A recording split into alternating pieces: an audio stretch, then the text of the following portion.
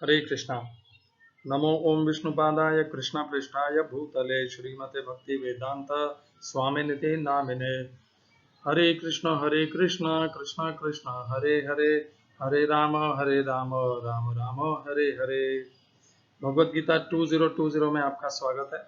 पिछले श्लोक में हमने चर्चा की थी दूसरे अध्याय के 50 तथा 51वें श्लोक में। उसमें भगवान ने बताया था कि किस प्रकार कर्म भक्ति में संलग्न मनुष्य इस जीवन में ही अच्छे तथा बुरे कार्यों से अपने आप को मुक्त कर लेता है। अतः योग के लिए प्रयत्न करो, क्योंकि सारा कर्म में जो कुशलता है वह इस कर्म में जो आसक्ति है, कर्म में जो कर्ता का अहंकार है, उसको त्याग देना ही कर्म की कुशलता है। उनको त्याग देने के बाद ही, उस संग को त्याग देने के पश्चात ही कर्म में कुशलता उभर करके आएगी। तब तक कर्म में कुशलता छिपी हुई रहेगी और निम्न स्तर पर रहेगी। और 51वें श्लोक में भगवान कहते हैं कि इसी प्रकार कर्म योग में और बुद्धि योग में स्थित होकर जब फलों को त्याग दोगे, यही मार्ग है जो मनीषियों ने अपनाया था, और यही जन्म और मृत्यु के चक्र से बंधन को मुक्त कर देता है तथा उस परम पद आनंद को प्राप्त कराता है जो नित्य है, अपरिवर्तनशील है।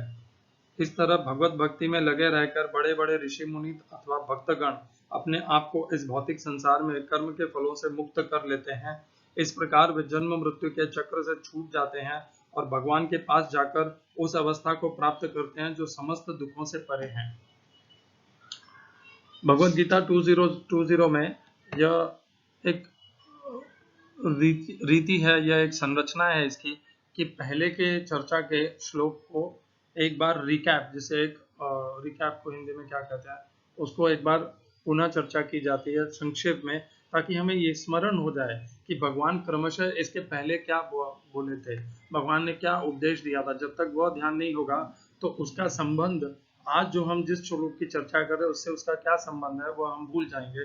दूसरा एक फायदा यह भी है कि हम पुराने चर्चा को एक बार रिकैप कर लेंगे तो उसका ज्ञान हमें दृढ़ हो जाएगा चर्चा करने और उसका पुनः एक बार चर्चा करने के माध्यम से। आज मेरे मित्र ने मुझे एक सुझाव दिया है कि मैं इस चर्चा को थोड़ा संक्षिप्त करने की प्रयास करूं, और यही चेष्टा मेरी रहनी चाहिए, क्योंकि उनके हिसाब से लंबी चर्चा को सुनने का समय नहीं है श्रोताओं के पास में। इसीलिए आज से यह चर्चा को मैं जो एक ही चर्चा में एक ही वाक्य को कई बार 2-3 बार कहता था, उसका प्रयोजन यह था कि वह अच्छे से आपके ध्यान में बैठ जाए। वह अब मैं नहीं करूँगा।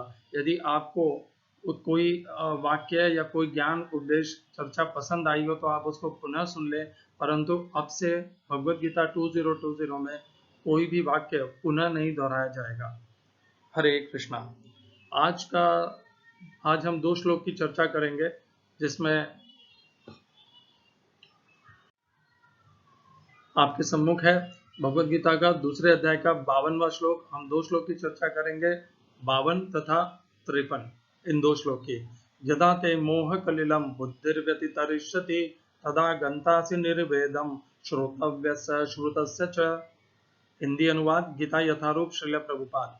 जब तुम्हारी बुद्धि मोह रूपी सघन वन को पार कर जाएगी तो तुम सुने हुए तथा सुनने योग्य सबके प्रति अन्य मनस्क हो जाओगे। English translation Gita as it is, Swami Prabhupada. When your intelligence has passed out of the dense forest of delusion, you shall become indifferent to all that has been heard and all that is to be heard. इस श्लोक में प्रयोग किए गए संस्कृत शब्दों के अर्थ हैं यदा जब, ते तुम्हारा, मोह मोह के, कलिलम घने जंगल को, बुद्धि ही बुद्धिमय दिव्य सेवा, वयतिरश्यति पार कर जाती है, तदा उस समय, गंतासी तुम जाओगे, निर्वेदम विरक्ति को, श्रोतव्यस्य सुनने योग्य के प्रति,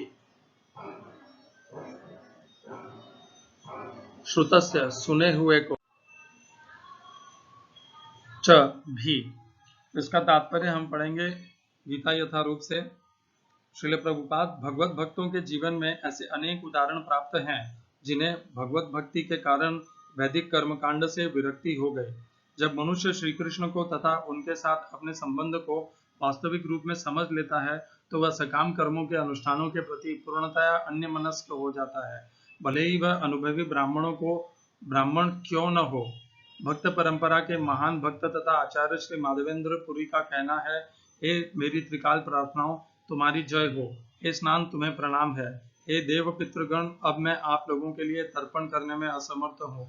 अब तो मैं जहाँ भी बैठता हूँ यादव कुलवंशी कंस के हंता श्री कृष्ण का ही स्मरण करता हूँ और इस तरह मैं अपने पापमय बंधन से मुक्त हो सकता हूँ। मैं सोचता हूँ कि यही मेरे लिए पर्याप्त है।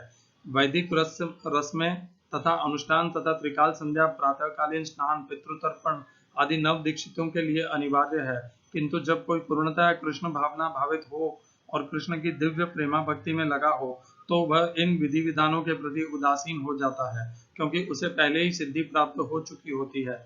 यदि कोई परमेश्वर कृष्ण की सेवा करके ज्ञान को प्राप्त होता है तो उसे शास्त्रों में वर्णित विभिन्न प्रकार की तपस्याएं तथा यज्ञ करने की आवश्यकता नहीं रह जाती। इसी प्रकार जो यह नहीं समझता कि वेदों का उद्देश्य कृष्ण तक पहुंचना है और अपने आप को अनुष्ठान आदि में व्यस्त रखना है, वह केवल अपना समय नष्ट करता है। कृष्ण भावना भावित व्यक्ति शब्द ब्रह्म की सीमा तथा वेदों तथा उपनिषदों की परिधि को भी लांघ जाते हैं। ओम अज्ञानतिमिरन्धस्य ज्ञानाञ्जनशलाकया चक्षुरुन्मीलितं येन तस्मै श्रीगुरुवे नमः। एकं शास्त्रं देवकीपुत्रगीतम् एको देवो देवकीपुत्र एव एको मन्त्रस्तस्य नामानि यानि कर्मापेकं तस्य देवस्य सेवा। हरे कृष्णा। तो पहले पंक्ति में भगवान कहते हैं यदा ते मोह कलिलम, जब तुम्हारी बुद्धि व्यतितरिष्यति, जब तुम्हारी बुद्धि अच्छे प्रकार से मोह रूपी घने जंगल को पार कर जाएगी।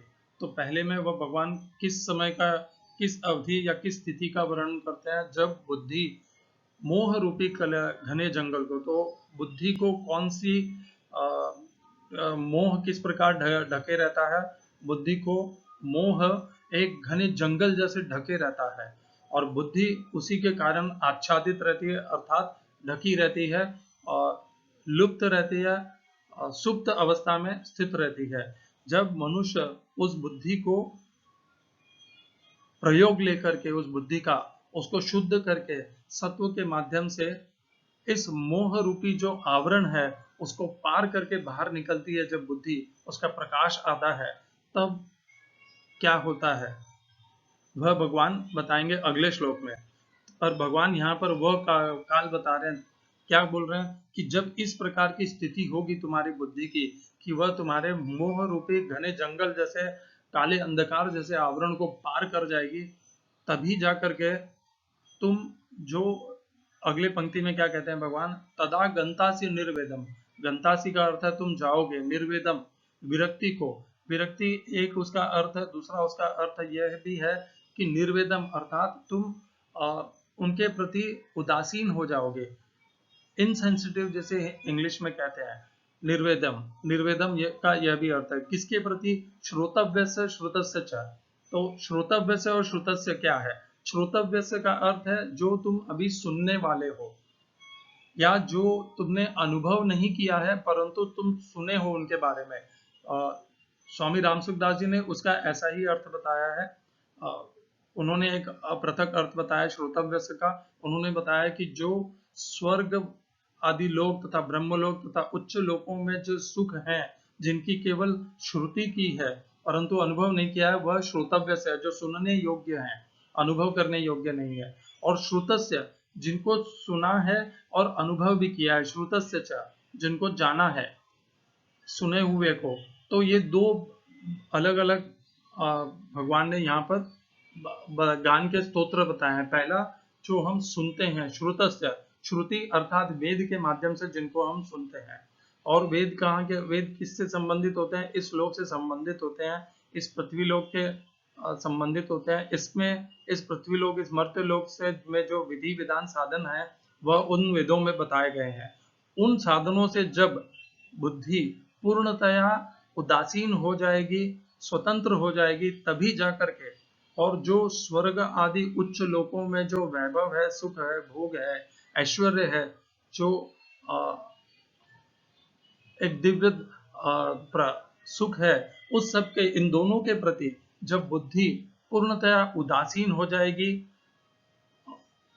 तभी जाकर के वह बुद्धि में इतनी शक्ति होगी, उस बुद्धि में इतनी तीव्रता होगी, इतनी दृढ़ता होगी, एकाग्रता होगी कि वह बुद्धि को आवरण कर रखे काले अंधकार जंगल जैसे मोह को नाश करती हुई सत्य को, भगवान को प्राप्त कर पाएगी। तो पहले मनुष्य को क्या करना है कि जो कुछ भी वह सुनता रहता है अनेकों शास्त्रों से, उन सब के प्रति उसको उदासीन हो जाना है। यह स्वयं भगवान बता रहे हैं भगवत गीता में। इसीलिए हम बार बार कहते हैं एकम शास्त्रम देवकी पुत्र गीतम, एक ही शास्त्र का अनुसंधान करना, अध्ययन करना पर्याप्त है। कौन सा? भगवत गीता। वह स्वयं पूर्ण पुरुषोत्तम भगवान कृष्ण के द्वारा मनुष्य के कल्याण और हितैषी तथा हित तथा उद्धार के लिए प्रदान किया गया है। वह एक शास्त्र पूर्ण है, उसका अनुसंधान, अध्ययन करना, आचरण करना, अनुसरण करना पर्याप्त है।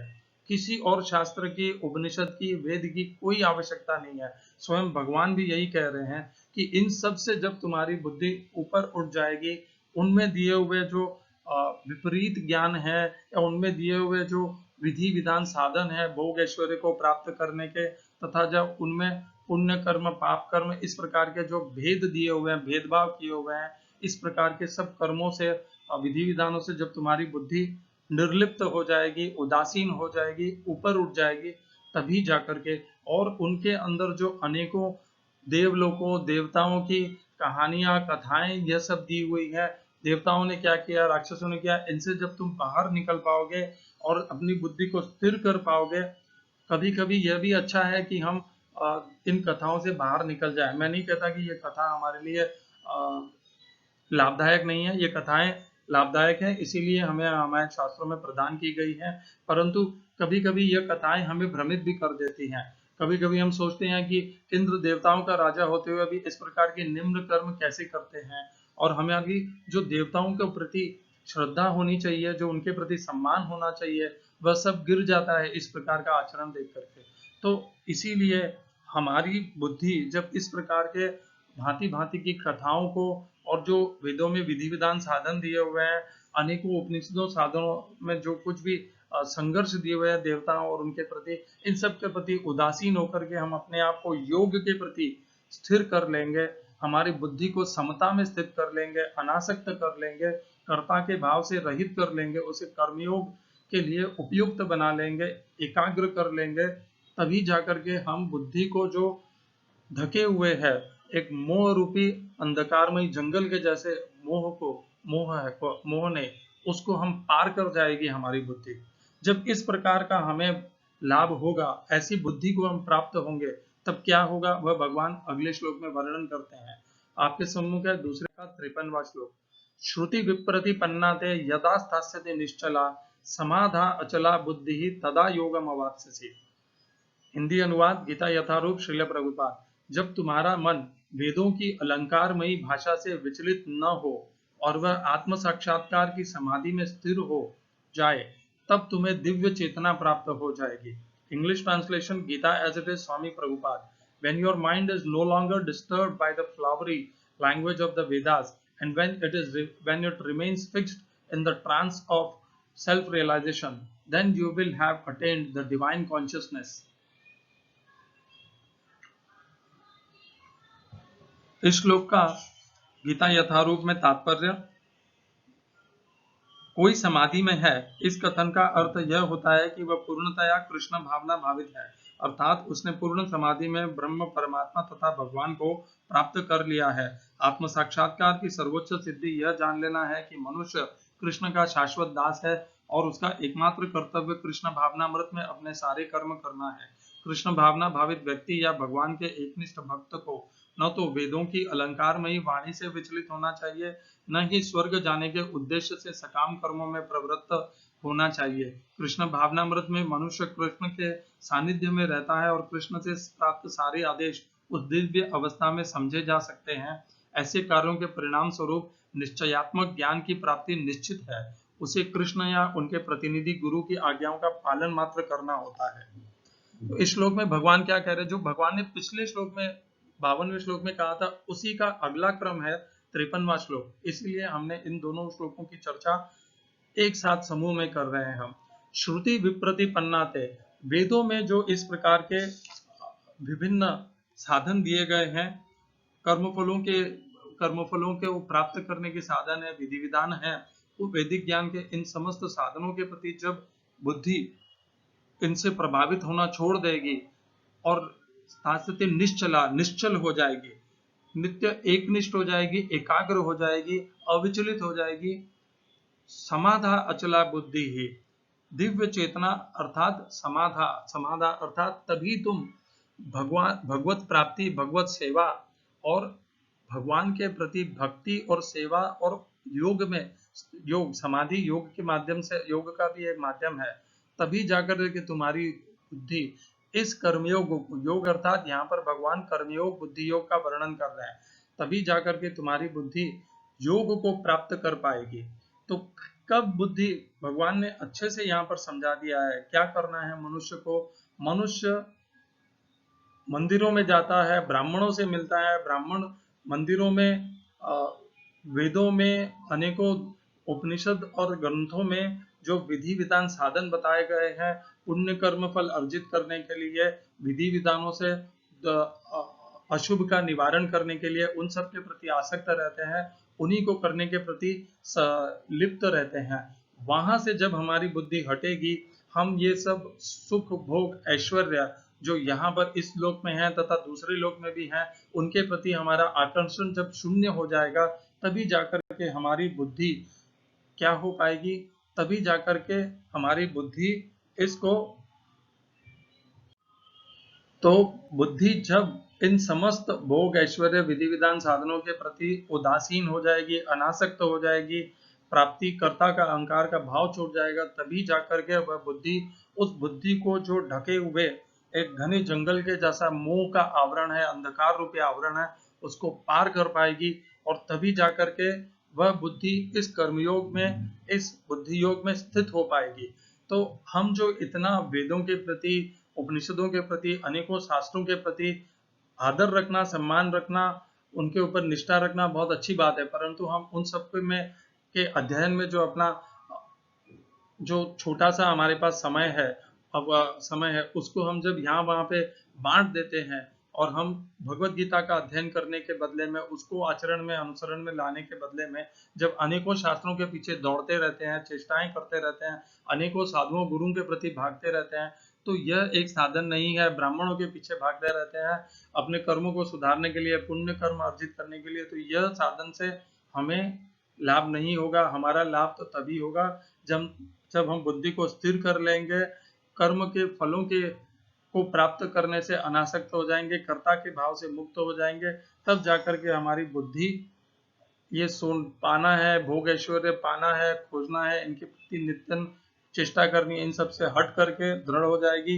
इस योग के प्रति समर्पित हो जाएगी, एक स्थित्वा समता में प्राप्त स्थित हो जाएगी, तभी जाकर के यह कर्मयोग, यह बुद्धि योग हमसे संभव हो पाएगा।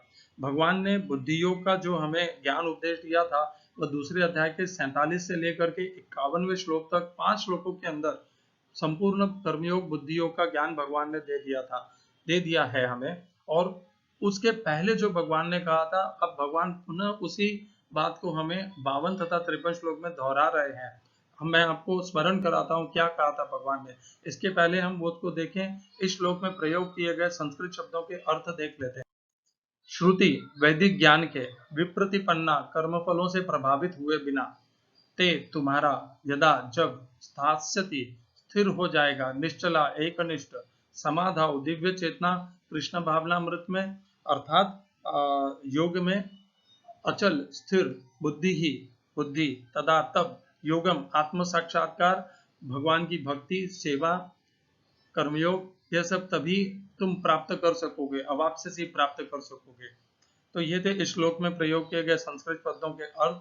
अब हम इन दोनों श्लोकों को भगवान ने जो दूसरे अध्याय के 45 तथा 44 श्लोक में कहा था, उससे जोड़ लेते हैं, तो हमारे सारे अर्थ स्पष्ट हो जाएंगे, क्योंकि पहले भी ये भगवान हमें कह चुके हैं। भगवान कहते हैं दूसरे अध्याय के 45वें श्लोक में, त्रैगुण्यो विषया वेदाः निस्त्रैगुण्यो भवार्जुन निर्द्वंद्वो नित्य सत्वस्थ निर्योग क्षेम आत्मवान। हिंदी अनुवाद गीता यथारूप से, वेदों में मुख्यतया प्रकृति के तीनों गुणों का वर्णन हुआ है और हे अर्जुन, इन तीनों गुणों से ऊपर उठो, समस्त द्वैतों और लाभ तथा सुरक्षा की सारी चिंताओं से मुक्त होकर आत्मपरायण बनो। English translation, Gita as it is, Swami Prabhupada. The Vedas mainly deal with the subject of three modes of material nature. Rise above these modes of, O Arjuna. Be transcendental to all of them. Be free from all dualities and from all anxieties for gain and safety. Be established in your own self. यहीं पे भगवान ने जिनको वेद स्पष्ट रूप से कहा था, और वही वेदों पे 52 तथा 53 श्लोक में भगवान ने उन्हें श्रुति कहा है। वेदों से जो ज्ञान, नियम, साधन, विधान प्राप्त होते हैं वे श्रुति है, वह सुनते हैं। इसका एक और उदाहरण आपको प्रस्तुत करता हूँ। पहले अध्याय के भगवद गीता के पहले अध्याय में अर्जुन जो अपना तर्क प्रस्तुत करते हैं, वह स्वयं उसे स्वीकार करते हैं कि उन्होंने सुना है, उन्होंने अनेकों मनीषियों और साधु संतों से सुना है कि जब मनुष्य अपने कुल का घाती बनता है, अपने कुल का विनाशक बनता है, तो उसके पितर भी गिर जाते हैं, उनके पितरों का भी उद्धार नहीं होता, और उसके स्वयं के उसके कुल में अधर्म की उत्पत्ति होती है, स्त्रियों का हनन होता है, अधर्म की उत्पत्ति होती है, वर्ण संकर की उत्पत्ति होती है। और यह सब अर्जुन ने सुना था।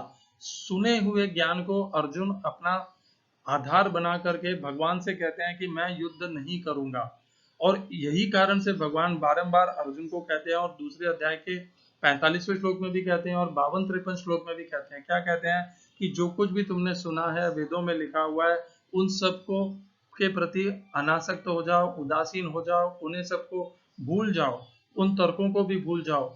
जो यहाँ पर अपनी बुद्धि को स्थिर कर लो, तभी जाकर के इस प्रकार की व्यवसायत्मिका बुद्धि अर्थात एकाग्र बुद्धि, किस विषय के प्रति वैसे एकाग्र, अपने उद्धार करने के लिए, कल्याण करने के लिए, स्वधर्म का पालन करने के लिए, भगवान की भक्ति करने के लिए, भगवान की सेवा करने के लिए, कर्मयोग के लिए, जब भक्ति बुद्धि स्थिर हो जाएगी, तभी जाकर के वह इस अंधकारमय सारे भोग ऐश्वर्यों के अंधकारमय जाल को, मोह को नाश कर पाएगी, और तभी जाकर के ये वेद सब बेकार हो जाएंगे, और भगवत गीता में, भगवत गीता के ज्ञान में, उपदेश में तथा आचरण में और अनुसरण में बुद्धि स्थिर हो पाएगी, दृढ़ हो पाएगी, अचल हो पाएगी, और तभी कर्मयोग और बुद्धि योग को प्राप्त कर सकते हैं। यही भगवान ने एक और श्लोक में भी कहा है, भोगैश्वर्य प्रसक्ता नाम तया पर्यत चेतसा व्यवसायत्मिका बुद्धि ही समाधाउ न विधीयते। हिंदी अनुवाद गीता यथारूप, श्रील प्रभुपाद। जो लोग इंद्रिय भोग तथा भौतिक ऐश्वर्य के प्रति अत्यधिक आसक्त होने से ऐसी वस्तुओं से मोहग्रस्त हो जाते हैं, उनके मनों में भगवान के प्रति भक्ति का दृढ़ निश्चय नहीं होता। English translation, Gita as it is, Swami Prabhupada. In the minds of those who are too attached to sense enjoyment and material opulence, and who are bewildered by such things, the resolute determination of devotional service to the Supreme Lord does not take place. तो इसमें भी भगवान वही कहते हैं, जब तक बुद्धि भोग और ऐश्वर्य के को प्राप्त करने के लिए दौड़ती रहेगी, अनन्य चेष्टाएं करती रहेगी, तब तक, और उन्हीं से मोहित रहेगी, तब तक बुद्धि स्थिरता, समाधाउ शब्द यहाँ पर भी प्रयोग किया गया है, और वह शब्द भगवान ने दूसरे अध्याय के 53वें श्लोक में भी यहाँ पर समाधा शब्द उपयोग प्रयोग में लिया गया है। तब वो बुद्धि समाधि अर्थात योग को भगवान के साथ संबंधित नहीं हो पाएगी, उस लायक नहीं बन पाएगी कि भगवान की बुद्धि को हम योग में प्रवृत्त कर सकें, योग में उसका प्रयोग कर सकें, भगवान के साथ अपना संबंध स्थापित कर पाएंगे। बहुत सरल है। यदि बुद्धि में केवल भोग ऐश्वर्य ही प्रधान है, भोग ऐश्वर्य भोगना ही जीवन है, जब तक यह भाव रहेगा बुद्धि को, तब तक भगवान की भक्ति के प्रति हमारी अनुरक्ति होगी ही नहीं। जब इनसे हमारी बुद्धि ऊपर उठेगी, इस मोह रूपी घने जंगल, अंधकारमय जंगल को पार करके जाएगी, तभी हमारी बुद्धि भगवत भक्ति में, भगवान की सेवा में लगेगी। क्योंकि भगवान की सेवा और भक्ति स्वयं के लिए नहीं है, स्वयं के शरीर के भोगों के लिए नहीं है, स्वयं के शरीर के सुख के लिए नहीं है, वह तो भगवान के सुख के लिए है, भगवान की सेवा के लिए है, भगवान को आनंद देने के लिए। जब तक मनुष्य की बुद्धि में यह परिवर्तन नहीं आएगा कि मुझे अपने जीवन के समस्त शक्तियों का प्रयोग इस देह के सुख भोग ऐश्वर्य के लिए नहीं करना है, परंतु भगवान की भक्ति सेवा भगवान के लिए कर्म करने के लिए करना है, तब तक वह कर्मयोग में बुद्धि योग में योग को प्राप्त करने के लिए योग्यता पात्रता को प्राप्त नहीं कर पाएगा। तो भगवान ने यहाँ पर बहुत स्पष्ट संक्षिप्त निर्णय दिया है। आपसे भी यही निवेदन है, हम इस श्लोकों से क्या सीखते हैं कि भिन्न भिन्न शास्त्रों का, उपनिषदों का, वेदों का अध्ययन करने का प्रयत्न करना छोड़ दीजिए। एकमात्र भगवत गीता को अपने जीवन का आधार बनाइए। भगवत गीता को आधार बना करके सब कुछ प्राप्त किया जा सकता है, क्योंकि यह स्वयं भगवान श्री कृष्ण ही है। भगवान का ज्ञान, भगवान का उपदेश अभिन्न नहीं है। जब भगवान श्री कृष्ण भगवत गीता के माध्यम से हमें स्वयं प्राप्त होने के लिए उपलब्ध हैं, तब क्यों अन्य शास्त्रों का अध्ययन करने में हमें अपना समय और शक्ति व्यर्थ गंवानी चाहिए, हमारी बुद्धि गंवानी चाहिए। हमें तो भगवत गीता जो स्वयं भगवान श्री कृष्ण है उसको स्वीकार करना चाहिए, उसका अध्ययन करना चाहिए, उसका अनुसरण करना चाहिए, और भोग ऐश्वर्य के प्रति अपने को अनासक्त कर लेना चाहिए, और वहां से हटा करके कर्मयोग बुद्धि योग में स्थित होना चाहिए। कर्मों के फलों के प्रति अनासक्त हो जाना चाहिए, कर्मों के फलों के कर्ता के भाव के प्रति अनासक्त हो जाना चाहिए, तभी हम कर्मयोग अर्थात बुद्धि योग को प्राप्त हो पाएंगे। भगवान ने यहाँ पे स्पष्ट निर्देश अर्जुन को दे दिया। अब अर्जुन अगले श्लोक में एक प्रश्न करेंगे। अर्जुन ने इसके पहले प्रश्न किया था दूसरे अध्याय के 7वें श्लोक में, चौथे श्लोक से लेकर के 8वें श्लोक तक, मुख्यतया दूसरे अध्याय के 7वें श्लोक में। और अब इतने श्लोकों के बाद अर्जुन दूसरे अध्याय के 54वें श्लोक में पुनः एक प्रश्न करेंगे, उसकी चर्चा हम अगले श्लोक में करेंगे। यहाँ पर हमने जो समझा है उसको अपने जीवन में स्वीकार कीजिए, अपनी बुद्धि को भोग ऐश्वर्य से हटाइए, इस जीवन को व्यर्थ मत जाने दीजिए। केवल मैंने भी बहुत भोगा है, आज मैं 52 वर्ष का हो गया हूँ, मैंने अनेकों वर्ष केवल भोग और ऐश्वर्य में बिता दिए हैं, तभी भी मेरी कामनाएं शून्य नहीं हुई, भोगने की ऐश्वर्य की कामनाएं अभी भी मेरी वैसी बनी हुई हैं। तो अर्थात इस जीवन में इनको शून्य कर पाना असंभव है। तो जब हम इसको अनुभव कर चुके हैं, जान चुके हैं कि इन कामनाओं और ऐश्वर्यों को भोगने की वृत्ति को शून्य कर पाना असंभव है, तब उससे अनासक्त हो जाना, उनको छोड़ देना ही सही मार्ग होगा। उनको छोड़ने के पश्चात ही हमें भगवान की भक्ति का मार्ग, सेवा का मार्ग, भगवान को प्राप्त करने का मार्ग, भगवत गीता का आचरण, अनुसरण और कर्मयोग और बुद्धि योग की प्राप्ति होगी। हरे कृष्णा। भगवत गीता 2020 से आपका बहुत बहुत शुभ हो। आप कर्मयोग को प्राप्त हो, बुद्धि योग को प्राप्त हो, व्यर्थ के अपना समय और कीमती चेष्टाएं अन्य शास्त्रों को पढ़ने में, अध्ययन करने में छोड़ दीजिए। विधि विधानों को पालन करने में अपने आप को मुक्त कर लीजिए, भोग ऐश्वर्य से मुक्त कर लीजिए। जीवन को कर्मयोग में लगाइए, बुद्धि योग में लगाइए, भक्ति में लगाइए, भगवान की भक्ति में लगाइए, भगवान की सेवा में लगाइए, कर्मयोग में लगाइए। हरे कृष्णा।